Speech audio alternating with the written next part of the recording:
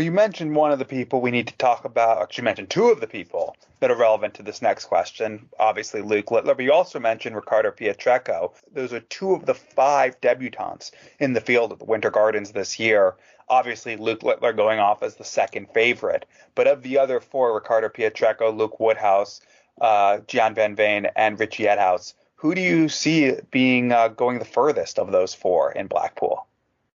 Yeah, it's a tough question because aside from Luke Littler, those other 4 debutants, they're all going to go off as the underdogs in their first round games, and they're all facing former major champions. We've just spoke about him, Riccardo Pietreczko, the unenviable task of debuting at the Winter Gardens against the world number 1 Luke Humphries. Luke Woodhouse, he's got the defending champion Nathan Aspinall, who he said recently he's been struggling with an injury, but he's not going to want to give up his title without a fight. Richie Edhouse takes on last year's Masters champion Chris Dobey, and then last of all, Gian Van Veen plays the 4-hit wonder Rob Cross. So I don't want to discount any of them because they all deserve to be in this field. They've all had their moments over the last 12 months where you go, they are one of the best 32 players in the world at least, and they deserve to be in the World Matchplay. But for Riccardo Pietreczko, it was some time ago now, going back 9 months when he won that Euro Tour title, which is a big reason why he's qualified for the match play for the first time. And he played some excellent stuff,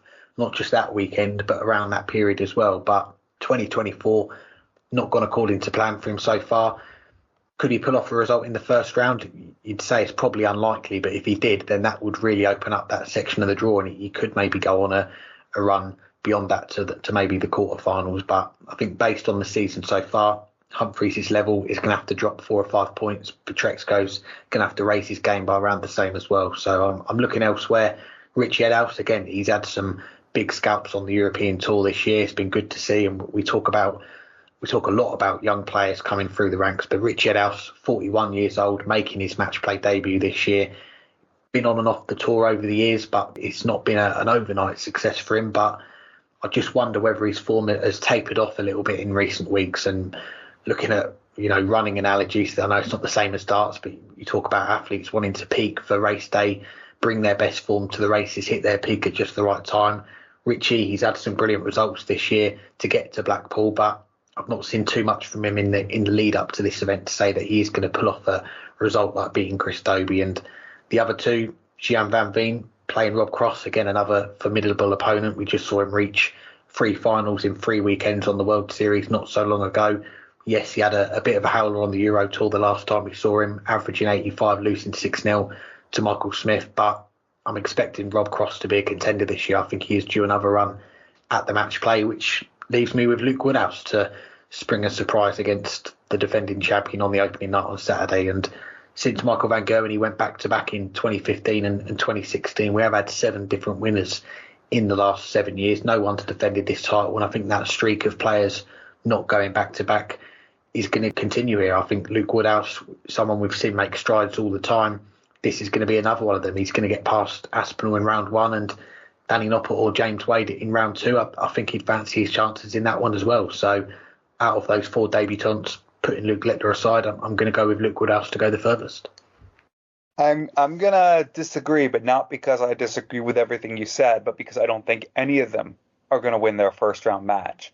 And a lot of that comes down to, I think all of them are playing, well, obviously other than Luke Littler, or even Luke Littler is playing his worst he's played all year. But that's just over 2 days, and that came out of nowhere. But the other 4, I think all have regressed over the last couple months compared to where they were. I do agree that Luke Woodhouse is the most likely to win.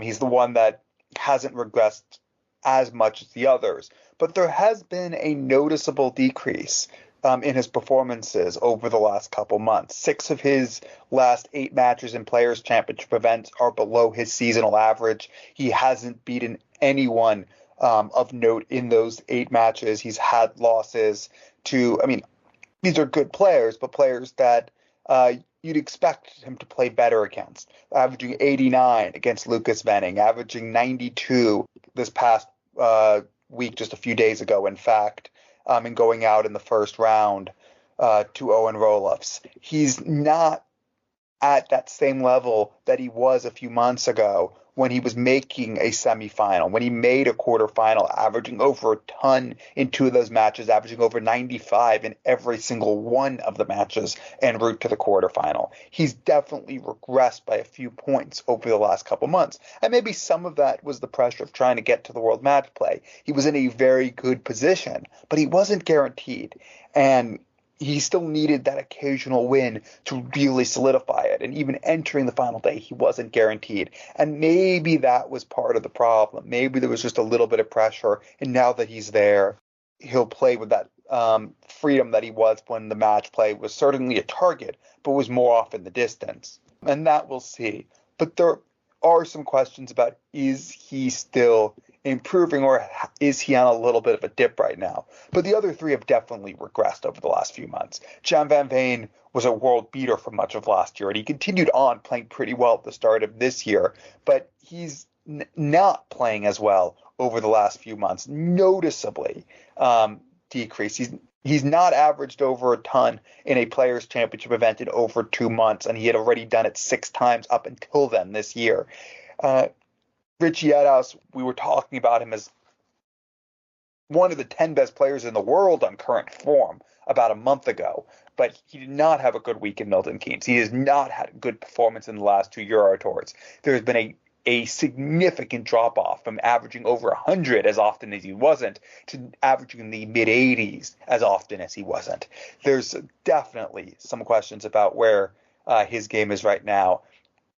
And you talked about Ricardo Pietreko, real struggles so far this year. I don't think any of them win. I think Luke Woodhouse has the best chance. He is playing the best of them, and he has a potentially favorable draw in Nathan Aspinall, who we just don't know exactly where his game is right now. But I don't think any of them are going to win. I think all 4 are going to lose. So the answer is either all of them or none of them, because they're all going to the same round, the first round. I'm not picking any of them to make it to Tuesday.